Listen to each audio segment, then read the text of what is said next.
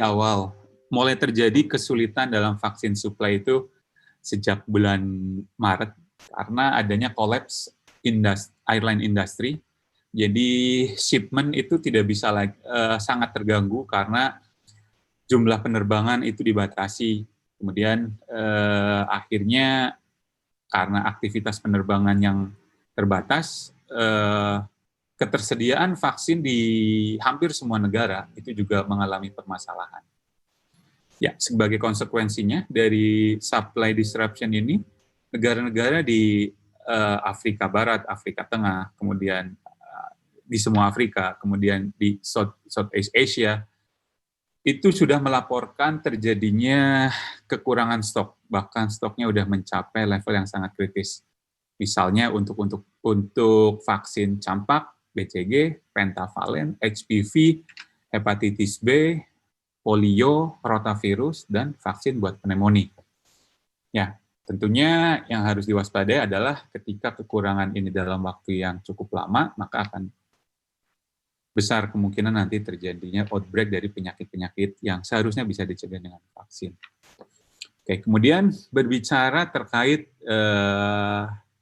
supply chain management, karena vaksin ini merupakan sebuah produk yang sangat punya karakteristik khusus, butuh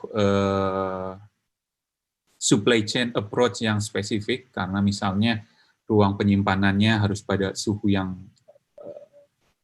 berbeda dibandingkan dengan obat pada umumnya.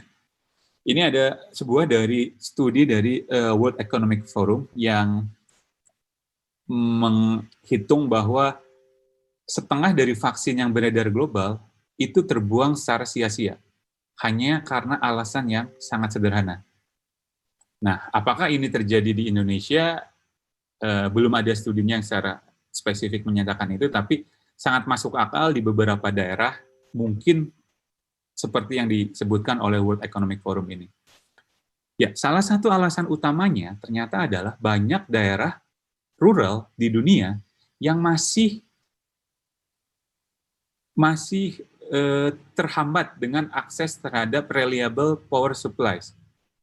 Jadi karena vaksin ini harus disimpan dalam suhu yang sangat dingin, kemudian butuh ruangan khusus, tapi masih banyak daerah, mungkin di Indonesia juga sama, ada daerah-daerah remote yang dia itu tidak punya reliable power supplies. Jadi setengah vaksin yang ada di global itu terbuang secara percuma hanya karena alasan reliable power supplies.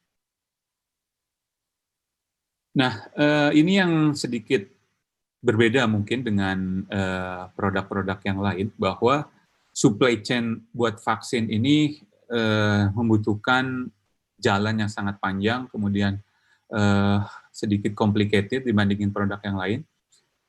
Secara umum harus dijaga pada suhu yang khusus 2-8 derajat Celcius. Kemudian ini bagaimana alurnya dari vaksin manufacturer, kemudian shipment menggunakan pesawat dikirim ke berbagai negara, kemudian di-drop di gudang nasional, kemudian dari gudang nasional dideliverikan tentunya dengan penanganan khusus juga karena harus terjaga suhunya, kemudian masuk ke storage di level regional, misalnya dari pusat, kemudian ke provinsi ke level kabupaten atau kota, kemudian ke puskesmas. Dan tentunya perlu beberapa penanganan khusus juga untuk dideliverkan ke remote area. Karena kalau berbicara vaksin, tentunya ada aspek equity yang harus diperhatikan. Meskipun misalnya di Papua, prevalence terkait dengan BCG tidak terlalu, di suatu daerah prevalence penyakit X tidak terlalu tinggi, tapi karena itu sudah masuk ke program rutin, si vaksin ini tetap harus dideliverikan ke sana.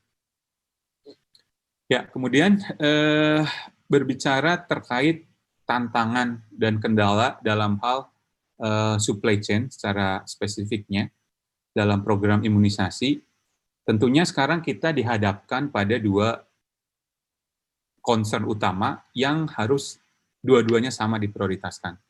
Yang pertama adalah menjaga program imunisasi rutin supaya cakupannya terjaga untuk menghindari terjadinya outbreak.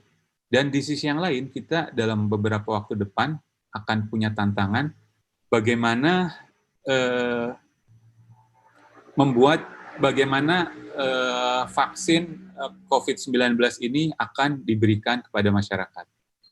Nah, ini dari beberapa berita disebutkan bahwa kita akan mendapatkan masif supply dari potensial COVID-19 vaksin sampai akhir tahun 2021, karena sepertinya pemerintah mencoba menjajaki semua peluang untuk mendapatkan vaksin dari perusahaan vaksin yang berbeda-beda dengan channel yang berbeda-beda. Jadi akhir tahun 2021 kita akan mendapatkan banyak supply dari COVID-19 vaksin. Tantangannya selain menjaga program rutin supaya berjalan dengan baik, juga bagaimana vaksin yang jumlahnya banyak ini bisa dideliverikan dan kemudian bisa diberikan ke masyarakat. Ya, kalau kita berbicara tentang strategi memitigasi pandemi, tidak hanya pandemi COVID-19 saja. Di studinya World Bank itu disebutkan secara spesifik bahwa secara garis besar itu ada 3 strategi utama untuk memitigasi pandemi dengan belajar dari kasus pandemi-pandemi sebelumnya. Yang pertama adalah membatasi interaksi antara orang yang sudah terinfeksi dengan populasi yang belum terinfeksi.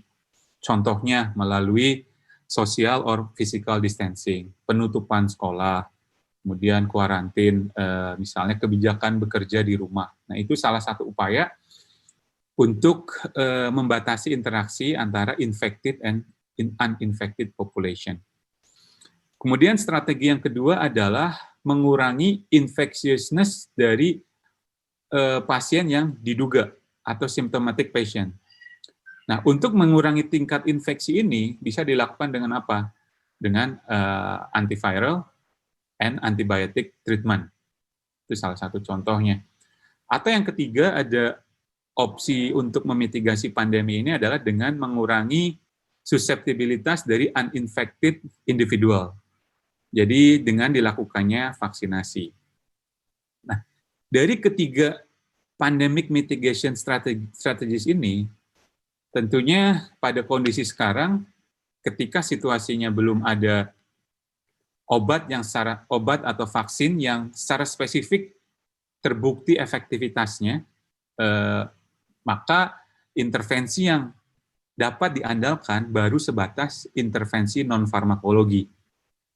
Jadi pada suatu kondisi pandemi, ketika belum ada obat atau vaksin yang terbukti efektif, intervensi yang menjadi frontline itu adalah intervensi non-farmakologi. Intervensi non-farmakologi itu seperti adanya PSBB, penutupan sekolah, kebijakan kerja di rumah, dan lain sebagainya. Nanti akan kita bahas di beberapa slide selanjutnya. Secara garis besar, kebijakan untuk memitigasi pandemi ini, ya mungkin Bapak Ibu sudah cukup banyak terpapar informasi bahwa untuk memitigasi pandemi ini, apakah harus fokus pada kesehatan atau memproteksi ekonomi. Nah, kita mencoba berdiri pada 2 aspek tersebut pada posisi yang equal. Sekarang di slide ini adalah bagaimana dampak containment policies, yaitu kebijakan-kebijakan yang terkait dengan kesehatan masyarakat untuk menurunkan kurva pandemi. Nah, jadi kalau misalnya Bapak Ibu lihat di sini, yang warna merah itu adalah kondisi ketika tanpa adanya public health measure atau public health intervention.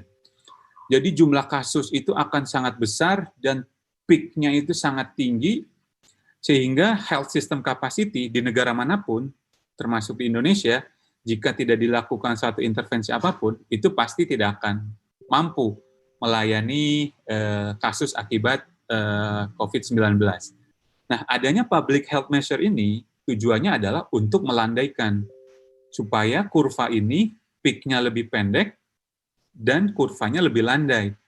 Tujuannya ketika landai, maka kapasitas kesehatan ini bisa untuk menghandle jumlah kasus akibat COVID-19.